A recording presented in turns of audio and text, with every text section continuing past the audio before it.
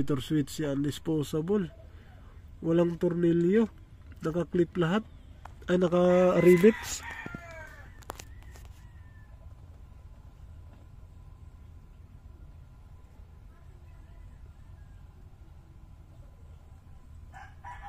Ay ka. Health report. 2 fault code. Isa sa TCM, 2 sa EFI. Yung radiator fan niya nag-automatic ng gumagana kahit naka-off. Umuugol.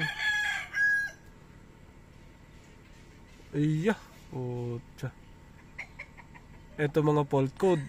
So tama nga yung ginawa siguro, sir. So ang naging fault code ni sir, starter request circuit. Yan, starter request circuit P0512.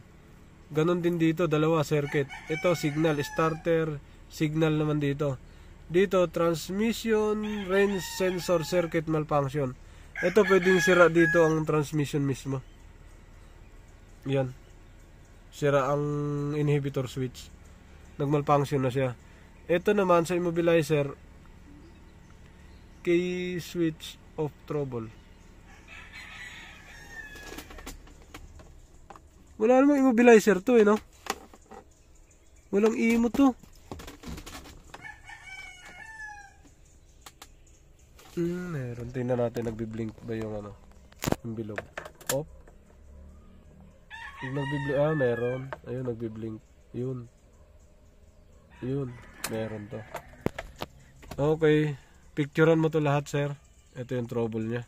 Starter signal, starter request circuit, tapos transmission range, tapos yung susian. Mga sir, magti-trace tayo na itong starter request. Ibabalik ko muna sa dating sira. Kasi pinalagyan ni sir ng linya yung starter para umandar, para magamit daw nila. Ayan o. Nakapark, aandar siya. Ayun. Dahil nilinyan siya ng panibago sa starter. Ayan, option lang naman yan. Tapos pinutol dito sa stock. Ayan, ibalik natin to. Start. Yan, umaandar nga siya. Ang minor hindi na bumababa, lagi lang nakataas. Apak preno, bitaw, tumataas lalo, bumaba na. Off natin, naka-check engine. Tanggalin po natin ito, tapos ibalik natin sa dati sira.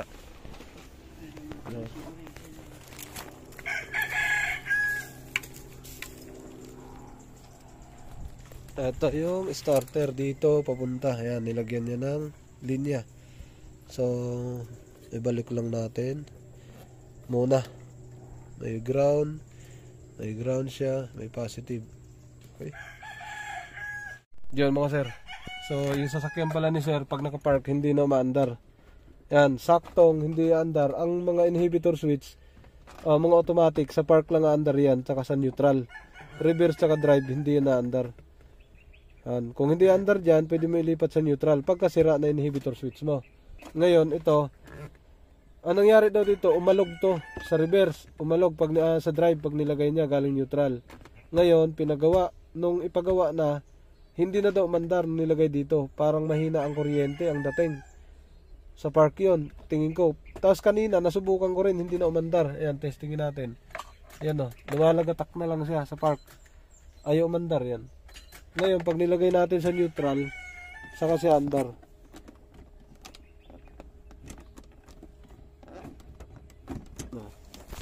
Yan, pag nilagay sa neutral, saka siya andar.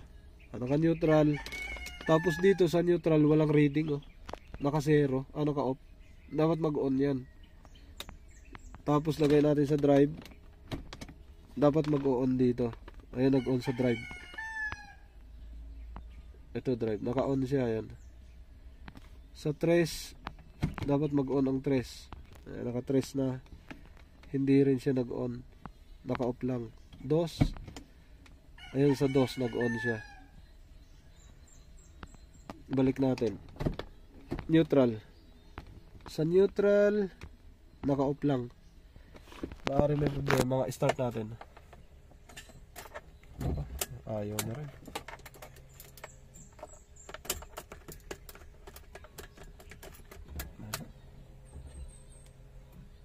neutral. Alam.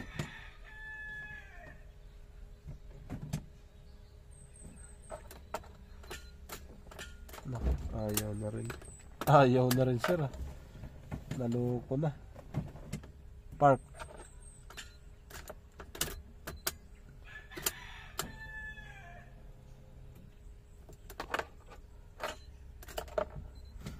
Tsimpuhan talaga siya. So, pag sira kasi inhibitor switch, magkakaroon talaga ng problema yun sa starting. Pagka, ano nga yan, pagka ang inhibitor bunot sa mga maayos na sasakyan, hindi siya andar. Pag binunot mo yung inhibitor switch. Ngayon, pag nakasaksak naman yun at may putol, aalog yan sa reverse, tapos sa drive. Pag naputol yung linya. Yan na, D. Ayun, lakas ng alog.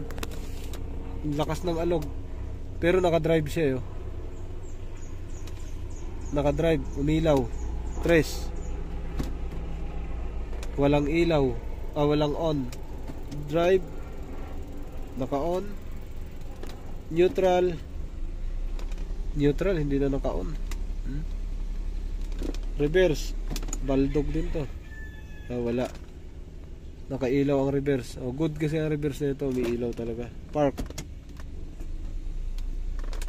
Hindi umilaw. Tatlo bali ang hindi umilaw.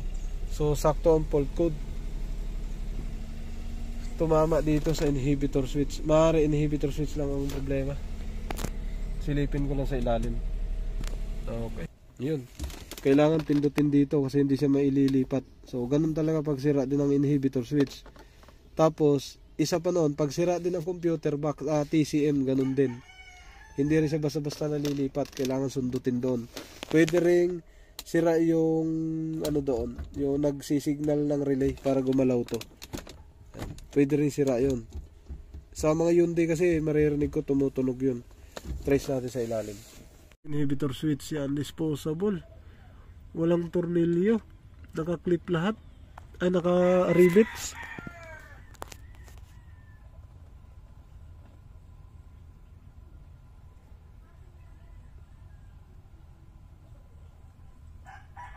Ay ka. Yun mga sir. So, failure talaga. Inhibitor switch ang sira. Nakapark tayo. Yan. Umaandar, minsan hindi. Reverse, ayaw na niya. Tusok, lipat natin. Reverse, wala namang alog, pasok. Neutral, drive, wala namang alog. Dito ang alog, pabalik. Wala. Nawala ang alog. Yun. Hindi, nakaangat. Ay, nawala. Ang jack natin. Oo. Nawala na. Kaya lang sumusumpa.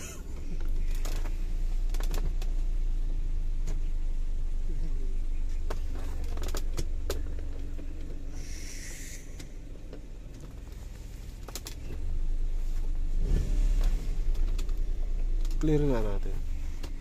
Yan na, nakatapat siya sa park. Naka-off pa rin. Ayan. Ayan. Wala. Yung neutral, wala. Hindi gumana. Naka-neutral na dito. Hindi gumana. Malfunction talaga to. Reverse. Ayan. Reverse, gumana. Ayan. Neutral, drive, alog. Ayun. Nag-on yung drive. On drive. On. Ayun. Meron na. Napasok siguro tubig yun. Tapos hindi na andar yan. Ulit. Off natin. On. Start. Mandar pa.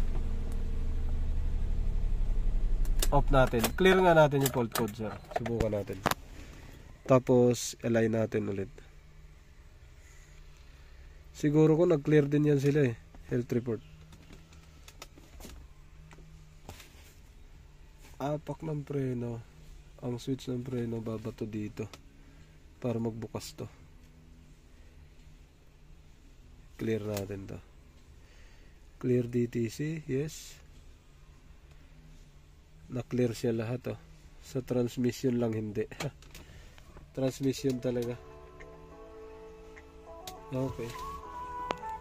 Palit.